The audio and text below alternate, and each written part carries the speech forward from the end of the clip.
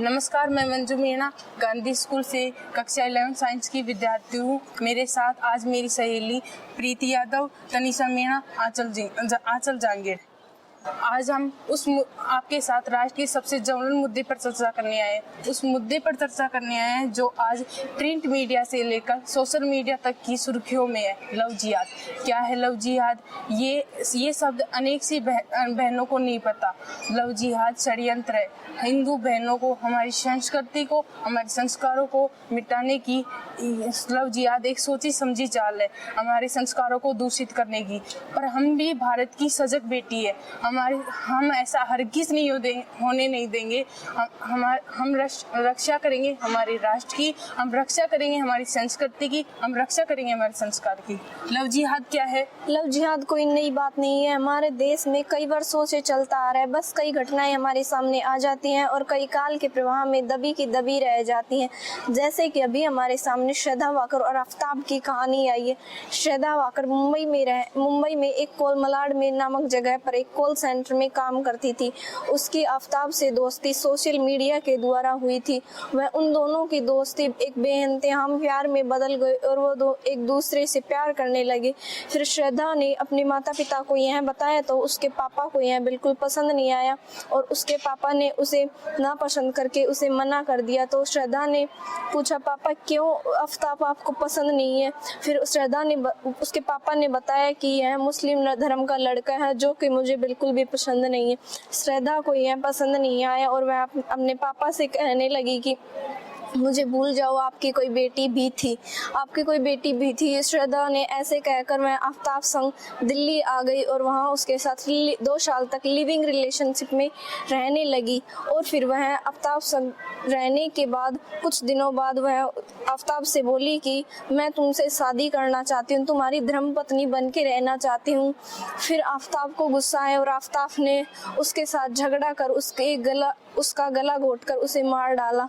और फिर भी उसको तसल्ली नहीं हुई तो उसके देह के 35 टुकड़े कर दिए और एक बड़ा फ्रीज लाकर के उसके शरीर के टुकड़ों को उसमें डाल दिए ताकि उसमें से गंध ना आए। और फिर अगरबत्ती और धूप बत्ती और कुछ फूलों का भी उपयोग करने लगा ताकि घर से बाहर इसकी स्माइल ना जाए।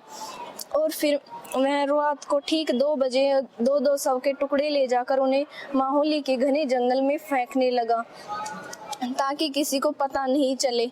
लव जिहाद की अनेक घटनाएं हमारे सामने आती है, जैसे श्रद्धा वाकर और आफ्ताब की, उसी प्रकार राज और जूली की।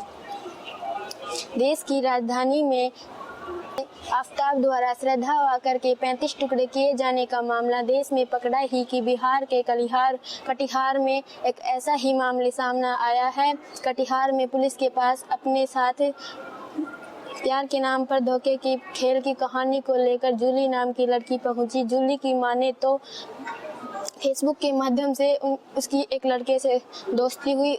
वह दुबई से आया, अपना परिचय राज सिंह बताया। फिर उन दोनों ने शादी की। जब जूली अपने ससुराल जाने की जिद करने लगी तो सुपौल के रहने वाले राज, जिसका असली नाम है तोकीर, वह पहले तो जूली को ले जाने के लिए टालता रहा। फिर वह एक दिन उसे अपनी बहन के घर लेकर गया। तब जूली को पता चला कि असल में राज ने उसे धोखा दिया है।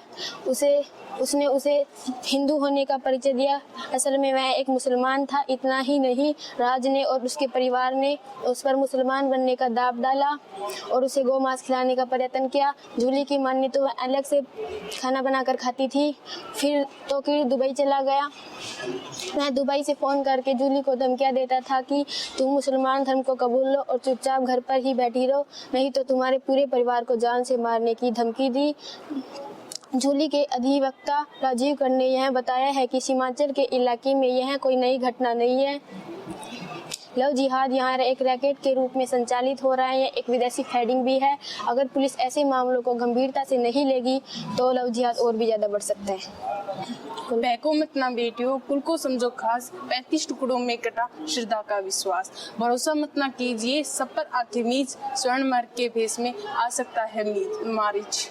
माँ बाप के हृदय से घर निकलेगी है, कभी सफल होगा नहीं ऐसा प्रेम हुआ। आधुनिकता की समर्थ को इतना रखना याद, बाद बिन मर्यादा आचरण बिगड़ेगी औलाद। जीवन स्वतंत्र आपका, करिए फैसला आप, पर ऐसा कुछ न कीजिए मुंह छिपाए माँ बाप। बॉलीवुड की गंदगी, खत्म किए संस्कार, चाल साज अच्छे लगे बुरा लगे परिवार, घर आंगन की गोरिया कुल की इज्जत आप, सावधान रहना जरा षड्यंत्रों के भाप। जब कभी तन पर चढ़े अंधा इश्क बुखार, इस दरंदगी को याद कर लेना बस तुम एक बार। नारी तुम श्रद्धा रहो, नारी तुम श्रद्धा रहो, नए घर उपयोगी चीज, नारी तुम श्रद्धा रहो, नए घर उपयोगी चीज, फिर किसकी औकात जो तुम्हें काट रखे फ्रीज। इसलिए मैं सभी बहनों से आग्रह करती हूँ कि आप जहाँ भी रहे आपको सजगता के साथ रहने की आवश्यकता है। चाहे आप अपने परिवार के साथ रह रही हो या फिर कहीं दूर पढ़ाई या नौकरी कर रही हो। जिहादी लोग अपनी पहचान छिपाकर नए नाम से कुछ हिंदू नाम रखकर हिंदू निशानियों को इस्तेमाल करके, जैसे हमारे देवी देवताओं का लॉकेट पहनकर या फिर तिलक लगाकर हमारी भोली भाली हिंदू बालिकाओं को अपने जिहाद का शिकार बनाते हैं और उसका परिणाम आपके सामने है। उनकी लाशें कहीं सूटकेस में तो कहीं फ्रिज में सजा दी जाती हैं। इसलिए हमें घर की दहलीज से बाहर निकलने से पहले ये ध्यान कर लेना चाहिए कि हम इस घर के गहने हैं, हम इस घर के सम्मान हैं, और इसलिए सावधान रहिए, सतर्क रहिए, सजग रहिए। सुन लो हिंदू बहनों, अब्दुल की दीवानी बनोगी तो फ्रीज और सूटकेस में ही स्थान पाओगी, और सनातन शेरनी बनोगी तो झांसी की रानी और माँ पद्मावती से पूजी जाओगी। निर्णय तुम्हारा है। जय हिंद, जय भारत, धन्यवाद।